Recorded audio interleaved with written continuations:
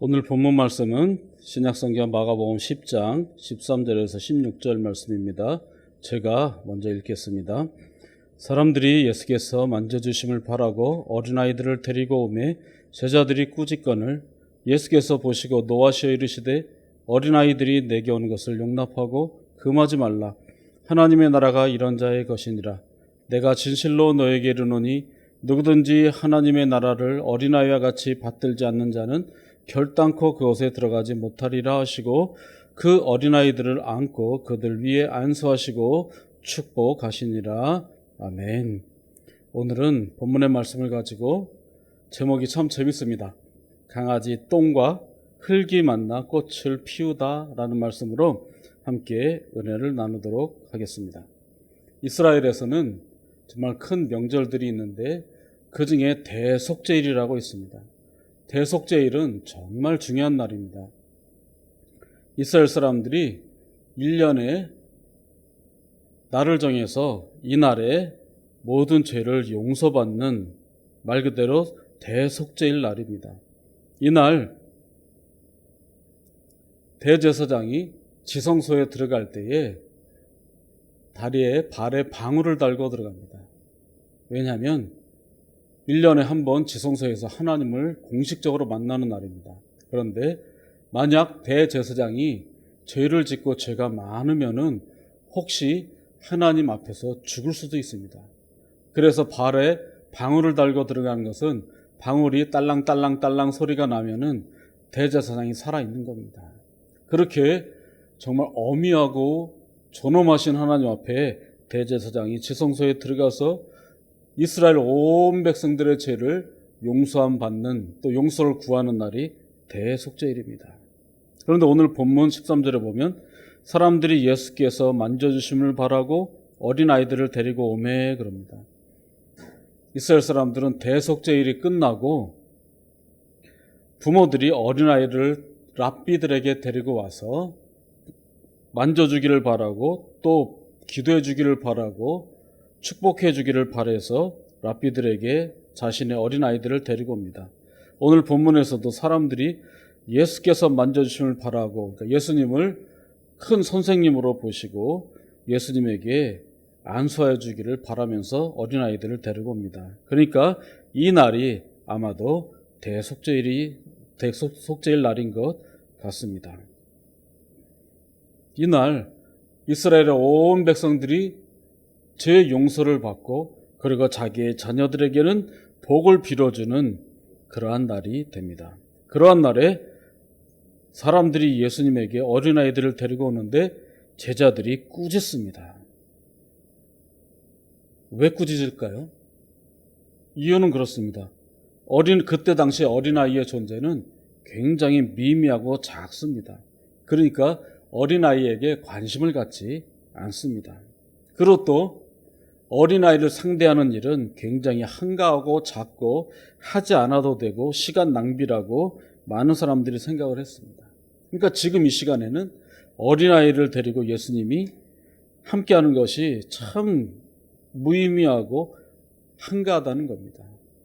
그래서 이 한가하게 지내는 것이 아니라 지금은 제자들의 판단에 무엇을 해야 하냐면 예수님께서 하나님께서 주신 큰 권능으로 군사를 일으키고 그리고 세계 최강인 로마 군대를 물리치고 예수님께서 이스라엘의 왕이 되시고 그리고 제자들 자신은 높은 자리에 앉아서 큰 자가 되고 강한 자가 되고 힘 있는 자가 되는 것이 제자들의 목표이기 때문입니다.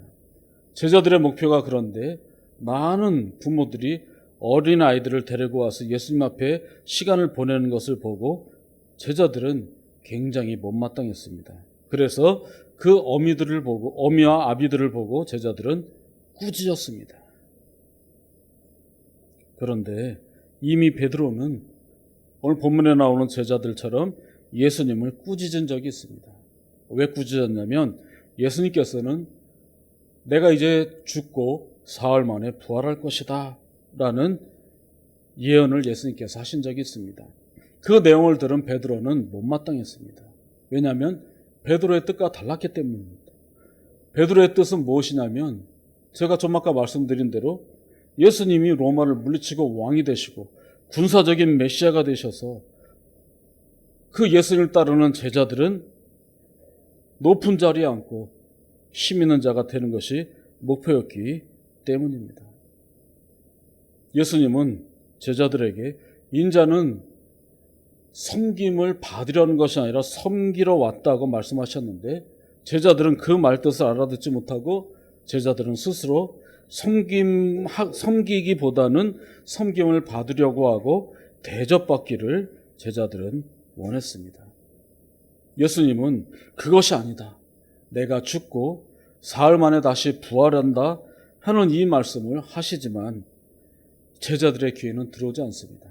제자들의 고정관념이 너무나 완고합니다. 딱딱합니다.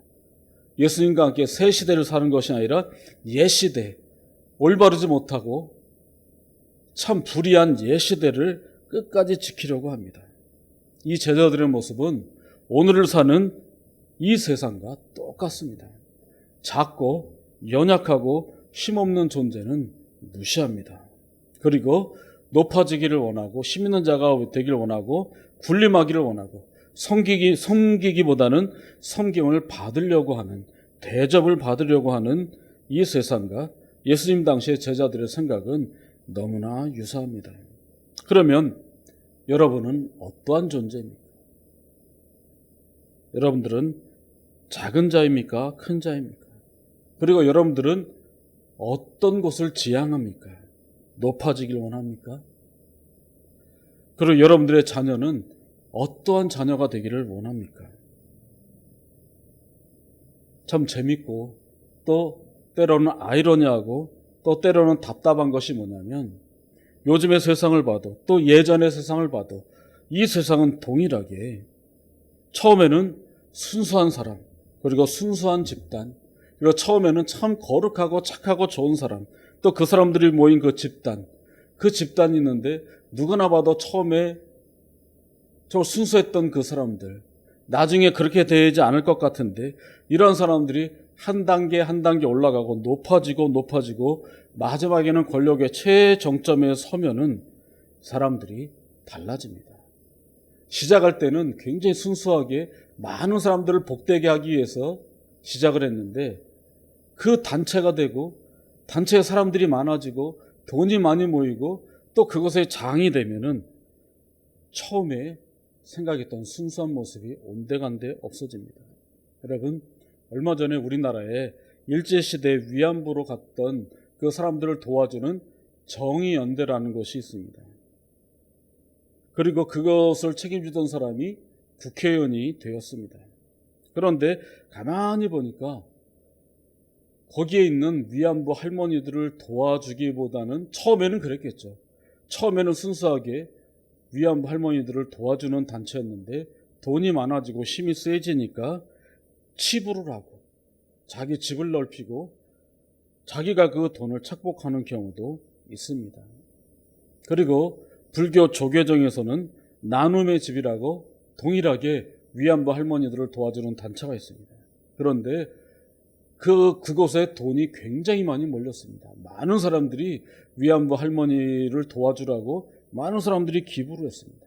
그런데 그 할머니들에게 돌아간 것은 채 5%가 되지 않는다고 합니다.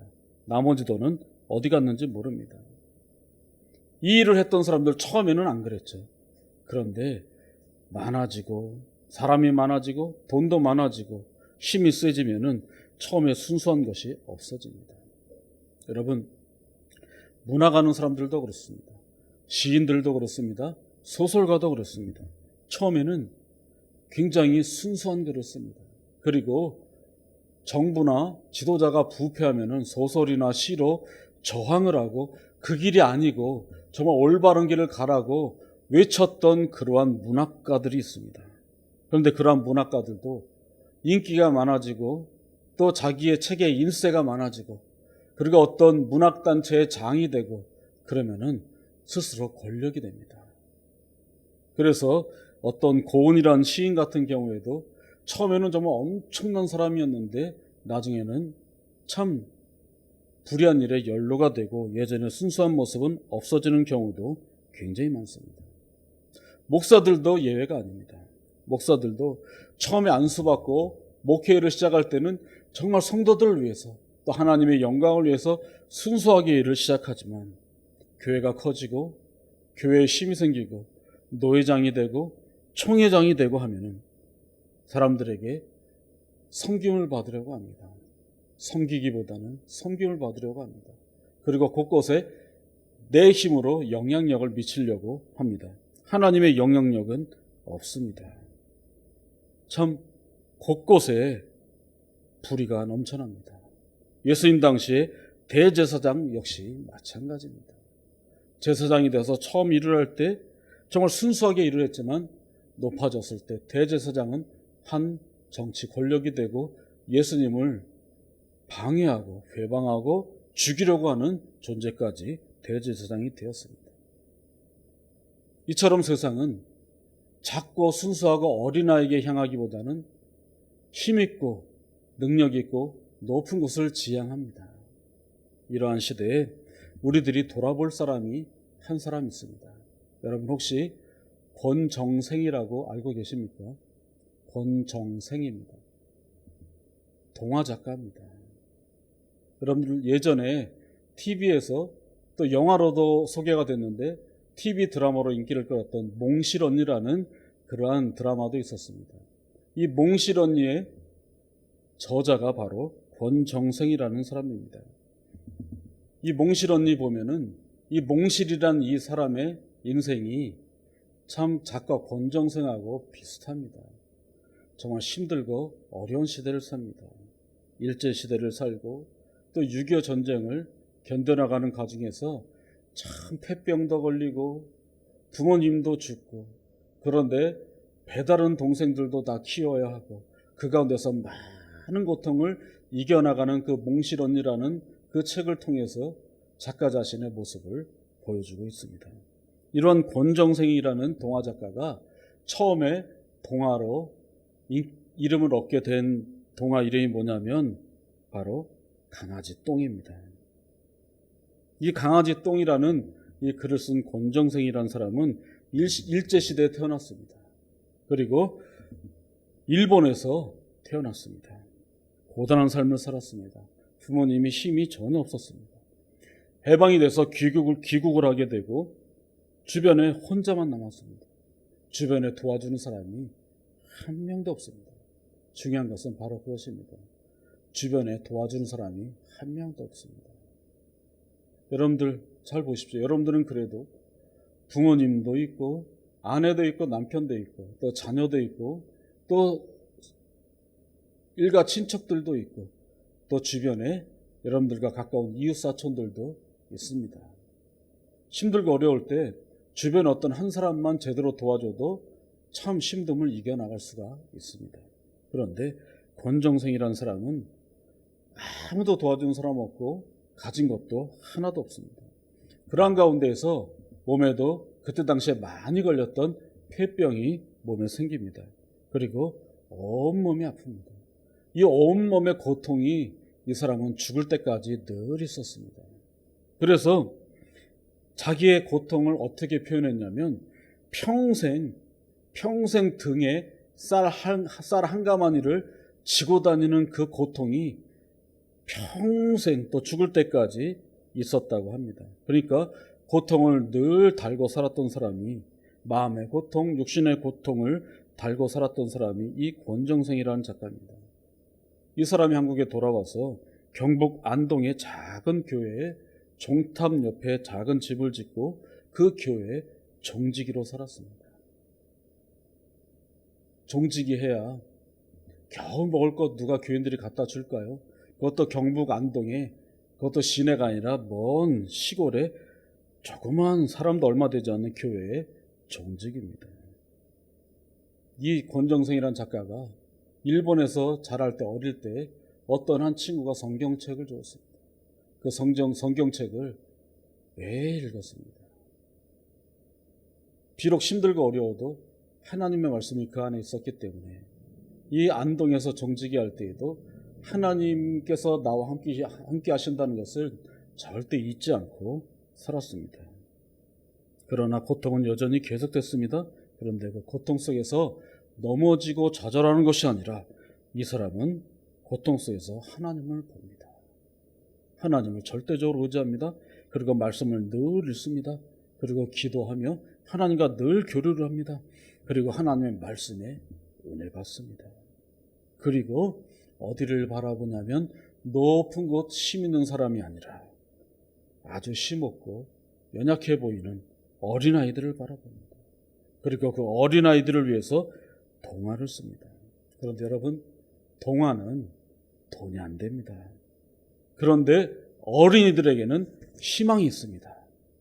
왜냐하면 딱딱하지 않습니다. 완고하지 않습니다. 잘못된 고정관념이 없습니다. 지금은 비록 약해 보여도 온전히 성장하면 나라의 미래가 희망적이 될 수 있습니다. 그러나 당장의 눈앞에 이익은 없습니다. 그렇지만 어린아이들에게 희망이 있다는 것을 바라보고 강아지 똥을 썼습니다. 책 제목이 강아지 똥입니다. 내용은 이렇습니다. 다른 사람이 전혀 주목하지 않는 미천한 것에 하나님의 깊은 뜻이 있다는 내용이 이 책의 내용입니다. 어느 날 한 이름 없는 강아지가 똥을 쌉니다. 그 강아지 똥이 바닥에 떨어졌습니다. 그런데 여러분, 동화입니다. 이 강아지 똥이 혼자 생각을 합니다. 나는 참 미약하고 의미 없는 존재야. 생각해 보십시오, 여러분. 강아지 똥 그거 어디다 씁니까? 또 큰 개의 똥도 아니고 조그만 강아지의 똥입니다. 왜냐하면 강아지도 어미의 돌봄이 필요한 존재가 강아지입니다. 그런데 그 강아지가 똥을 쌌습니다. 그런데 똥은 어떤 개념입니까? 버려야 되고 쓰레기고 하찮고 냄새나고 피해 다니는 것이 똥입니다. 그러니 이 강아지의 똥은 스스로 생각할 때도 미약하고 의미가 없죠. 열등의식이 있습니다. 이 강아지 똥은 땅바닥에 열등의식 속에 있는데 갑자기 흙을 만나게 됩니다. 그런데 흙은 너무나 흔하잖아요. 또 사람들이 평소에 이렇게 귀하게 여기지 않고 그냥 짓밟고 다니고 그러는 존재가 흙이잖아요. 그런데 강아지 똥 옆에 온 흙이 강아지 똥 앞에서 눈물을 흘립니다. 왜 눈물을 흘리냐면 죄의 의식이 있습니다. 왜냐하면 지난 가뭄 때 흙이 품고 있던 채소가 흙에 물이 수분이 없어져서 채소가 말라 죽었습니다. 이 흙이 품고 있던 채소가 말라 죽었습니다. 말라 죽은 채소를 바라보면서 흙이 참의 눈물을 흘립니다. 나 때문에 채소가 죽었다는 거죠. 그런데 이 참의 눈물을 흘리던 흙을 땅 주인이 주워서 수레에 태워갑니다. 강아지 똥은 혼자 남았습니다. 아무짝에도 쓸모없다고 자책했고 열등의식에 사로잡혀 있었습니다. 그런데 강아지 똥은 흙을 만나서 새로운 생각을 하게 됩니다. 나도 흙처럼 어떤 채소라든지 어떤 한 존재를 살려보자 하는 겁니다. 나는 미약하지만 내 몸 바쳐서 한번 살려보자 하는 겁니다. 그러던 가운데 강아지 똥은 민들레를 만나게 됩니다. 그때 흙의 말이 생각이 났습니다. 너도 걸음으로 변하면 민들레를 도와서 민들레를 키우고 민들레 꽃을 피울 수 있다는 그 말이 생각이 났습니다. 그래서 이 강아지 똥은 스스로 잘게 부서져서 흙 속으로 들어가서 민들레 뿌리에 닿았습니다. 민들레 뿌리에 닿아서 민들레에게 영양분을 줍니다. 민들레를 성장하게 하고 결국에는 민들레가 꽃을 피웠습니다. 민들레가 꽃을 피우는데 강아지 똥이 자기 몸을 던지고 자기 몸을 잘게 부수고 자기 몸을 다 줬습니다. 결국 민들레는 꽃을 피우고 후에 무수한 민들레 홀씨를 세상에 뿌리게 되었습니다. 그리고 민들레는 계속 그렇게 매년 부활했습니다. 이 권정생 작가는 이 미물 같은 강아지 똥과 아무도 눈여겨보지 않는 흙 속에서 하나님의 섭리와 예수 그리스도의 사명, 또 예수 그리스도의 부활하심을 보았습니다. 엄청난 책입니다. 아마 대한민국 그 많은 긴 소설 어떤 책보다 더 하나님의 섭리와 예수 그리스도의 사명을 이것처럼 잘 표현하는 책이 없습니다. 제자들은 어린아이들을 보고 꾸짖고 어린아이와 함께하는 것은 한간때라고 참 혀를 끌끌 찼는데, 이 권정생이라는 작가는 참 연약한 어린아이들을 바라봅니다. 본문 14절에 보면 예수님의 반응이 있습니다. 예수님께서 그러한 제자들을 보시고 노하시고 분노하셨습니다. 여러분, 예수님께서 오늘 우리를 바라보시면 우리들에게, 제자들에게처럼 분노하실까요? 아니면 칭찬할까요? 예수님은 계속 말씀하십니다. 어린아이들이 내게 온 것을 용납하라. 그리고 금하지 말라고 말씀하시면서 제일 중요한 말씀을 합니다. 하나님의 나라는 이런 자의 것이니라. 어떤 자의 것이요? 높아지는 자? 권력 있는 자? 아닙니다. 어린아이와 같은 자, 작은 자, 강아지 똥과 같이 연약한 자, 정말 참여하며 눈물을 흘리며 괴로워했던 흙 같은 그런 사람을 예수님은 바라보십니다. 15절 말씀 보면 그렇지 않으면 하나님의 나라에 들어갈 수 없다고 말씀하십니다. 그리고 16절에 예수님께서 그 어린아이들을 안수하시고 축복해 주십니다. 여러분들은 큰 자입니까? 작은 자입니까? 여러분들은 어디를 보십니까? 높은 것을 보십니까? 아니면 낮은 것을 보십니까? 오늘 예수님의 말씀처럼 하나님의 나라 들어가시려면, 그래서 하나님의 백성으로 살려면 어떻게 해야 합니까?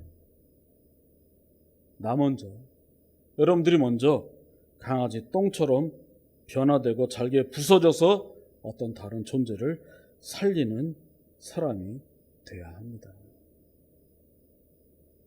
요즘 참 살아가기 힘듭니다. 지난주에도 말씀드렸지만 올 봄부터 정말 코로나 때문에 경제적으로도 참 먹고 살기 힘든 시절입니다. 그리고 올해 장마는 정말 무자비할 정도로 비가 많이 왔습니다. 그리고 얼마 전에는 태풍이 왔고, 또 이제 월요일 되면 가장 센 하이선이라는 태풍이 올라옵니다. 참 힘든 시절입니다. 정치적으로는 정강원 목사가 이런저런 말을 합니다. 그리고 어떤 사람들은 문재인 대통령이 잘한다 못한다 이야기합니다. 어떤 사람은 나는 여고, 또 어떤 사람은 나는 야당이고, 어떤 사람은 나는 보수고, 어떤 사람은 나는 진보라고 서로 싸웁니다. 여기서 중요한 것은 어느 한쪽에 치우치는 것이 중요한 것이 아닙니다. 치우치는 것이 아니라 예수님처럼 올바른 것을 바라보고, 지금 이 시간에 낮은 자들을 바라보고, 부서지려고 노력하는 자들을 바라보고, 작은 자들에게, 낮은 자들에게 달려가는 그 모습이 오늘날 우리들에게 제일 필요하고, 이 시대가 요구하는 사람은 바로 그러한 사람들입니다. 권정생이라는 이 사람이 나중에 책이 많이 팔려서 인세가 많이 생겼습니다. 그런데 이 사람이 너무 순수하기 때문에 주변에 참 뱀같이 나쁜 사람들이 정말 인세를 많이 사기치고, 많은 사람들이 이 권정생 작가의 돈을 많이 가져갔습니다. 그러나 이 사람은 달라지지 않았습니다. 그래도 그 사람들 탓하지 않고 어린이들을 바라봤습니다. 그리고 또 특히 북한의 어린이들을 바라봤습니다. 내가 죽으면 이 돈으로 이 땅의 어린이들과 북한의 어린이들을 도와주십시오. 그리고 마지막으로 한 얘기가 뭐냐면, 이쪽 저쪽 치우치지 말고 제발 싸우지 마세요라는 내용이 유서의 마지막 내용입니다. 어느 쪽으로 치우치지 말고 제발 싸우지 마세요. 그리고 어린이들을 바라보세요. 작은 자를 바라보세요. 비록 강아지 똥이지만 스스로 잘게 부서져서 민들레를 살렸듯이 예수님께서 오늘날 어린아이들을 축복하시고 안수해 주신 그 모습처럼 우리 애들도 낮은 자를 향하고 고통받는 사람들을 향하고 그 사람들에서 나의 가진 것을 함께 나누고 하는 그 모습이 우리 안에 서로서로 많아지고 우리 교회 안에 서로서로 많아지면 우리 가정이 하나님의 나라가 될 것이고 우리 교회가 하나님의 교회가 될 것이고 이 선한 영향력이 주변을 향해서 한 걸음 한 걸음 나간다면 참 불의한 이 땅, 높아지려고 하고 낮은 자를 서로 넘어뜨리고 그들을 통해서 이득을 얻으려는 악독한 자들을 이기고 하나님의 선함으로 오늘 이 시대를 살아나갈 수 있는 저와 여러분들이 될 줄로 믿습니다. 기도하겠습니다. 하나님 감사합니다. 오늘도 본문의 말씀을 통하여 이 부족한 종을 통해서도 하나님의 말씀을 대언케 하시니 감사드립니다. 오늘 말씀처럼 하나님 우리 자신이 정말 미천한 강아지 똥과 같은 자가 되게 하시고 미천한 흙과 같은 존재가 되게 하시고 그러나 그 자신을 다 잘게 부수어 민들레를 살리고 다른 생물을 살렸던 것처럼 하나님 우리도 낮은 자를 바라보고 어린아이들을 사랑하고 연약한 자들을 바라보고 특히 요즘에 코로나 때문에 또 태풍과 장마 때문에 고통받는 자들에게 조금이라도 도움을 주는 하나님 나라의 선한 사람들 다 되게 하시고 하나님 이 땅의 교회들이 정치적으로 나서지 않게 도와주시고 이 땅의 교회들이 서로 낮은 자를 향해서 바라보고 그들에게 달려나갈 때에 하나님 이 나라가 하나님의 선한 나라가 되게 주여 인도하여 주옵소서. 예수님 이름으로 기도드렸사옵나이다. 아멘. 이제 제가 축도하고 예배 마치겠습니다. 지금 우리 주 예수 그리스도의 은혜와 하나님의 사랑과 성령의 교통하심이 가정에서 예배드리는 우리 제일교회 성도들 머리 위에 가정과 특히 자녀들 위해 또 고통받는 자들 위해 지금부터 영원토록 함께 있을지어다. 아멘.